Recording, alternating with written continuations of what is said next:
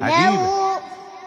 بله نه بخون داشت تشویقت میکرد. لو أنزلنا هذا القرآن على جبل لرأيته خاشعا متصدعا من خشية الله.